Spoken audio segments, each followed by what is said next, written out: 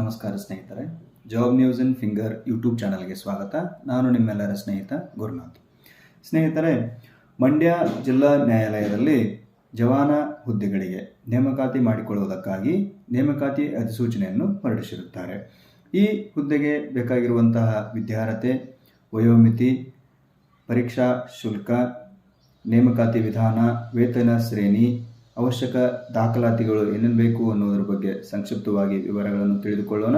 ಅದಕ್ಕೂ ಮುಂಚೆ ಇನ್ನೂ ಯಾರು ನಮ್ಮ ಚಾನಲನ್ನು ಸಬ್ಸ್ಕ್ರೈಬ್ ಮಾಡದೆ ನೋಡುತ್ತಿದ್ದೀರಾ, ದಯವಿಟ್ಟು ಈಗಲೇ ಸಬ್ಸ್ಕ್ರೈಬ್ ಮಾಡಿ, ಬೆಲ್ ಐಕಾನ್ ಪ್ರೆಸ್ ಮಾಡುವ ಮೂಲಕ ನಾವು ಹಾಕುವ ಹೊಸ ವಿಡಿಯೋಗಳ ನೋಟಿಫಿಕೇಶನನ್ನು ತಕ್ಷಣವೇ ಪಡೆಯಿರಿ.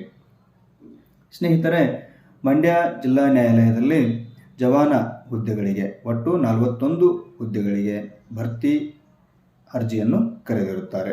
ಈ ಹುದ್ದೆಗೆ ಬೇಕಾಗಿರುವಂತಹ ಕನಿಷ್ಠ ವಿದ್ಯಾರ್ಹತೆ ಏನಪ್ಪಾ ಅಂತಂದರೆ SSLC 10ನೇ ತರಗತಿ ಪಾಸ್ ಆಗಿರುವಂತಹ ಅಭ್ಯರ್ಥಿಗಳು ಈ ಹುದ್ದೆಗೆ ಅರ್ಜಿಯನ್ನು ಸಲ್ಲಿಸಬಹುದು.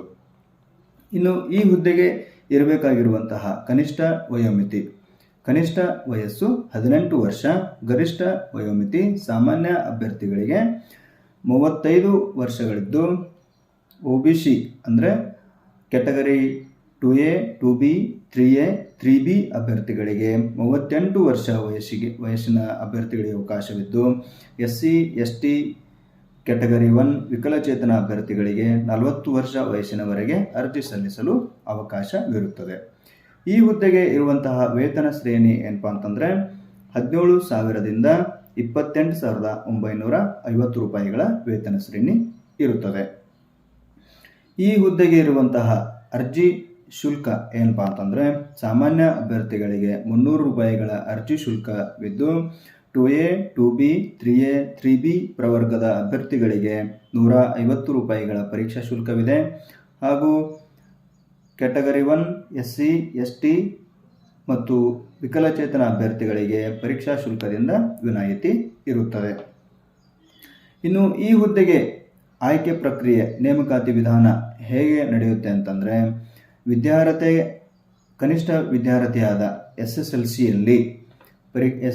ಪರೀಕ್ಷೆಯಲ್ಲಿ ಪಡೆದಿರುವಂತಹ ಅಂಕಗಳ ಆಧಾರದ ಮೇಲೆ 1:10 ಒಂದು ಹುದ್ದೆಗೆ 10 ಅಭ್ಯರ್ಥಿಗಳಷ್ಟು ಪಟ್ಟಿಯನ್ನು ಮಾಡಿ ಸಂದರ್ಶನಕ್ಕೆ ಕರೆಯಲಾಗುತ್ತದೆ. ಈ ಸಂದರ್ಶನದಲ್ಲಿ ಪಾಸಾದ ಅಭ್ಯರ್ಥಿಗಳನ್ನು ಫೈನಲ್ ಪಟ್ಟಿ ಮಾಡಿ ನೇಮಕಾತಿ ಮಾಡಿಕೊಳ್ಳಲಾಗುತ್ತದೆ.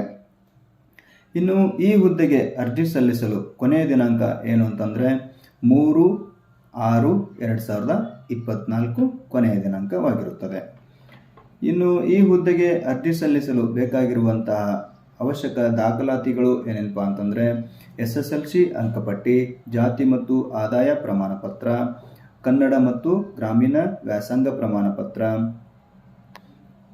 ಮತ್ತು ಇತರೆ ಮೀಸಲಾತಿ ಪ್ರಮಾಣ ಪತ್ರಗಳು ಹಾಗೂ ಫೋಟೋ ಮತ್ತು ಸಹಿ, ಇವಿಷ್ಟು ಅರ್ಜಿ ಸಲ್ಲಿಸಲು ಬೇಕಾಗಿರುವಂತಹ ಅವಶ್ಯಕ ದಾಖಲಾತಿಗಳು.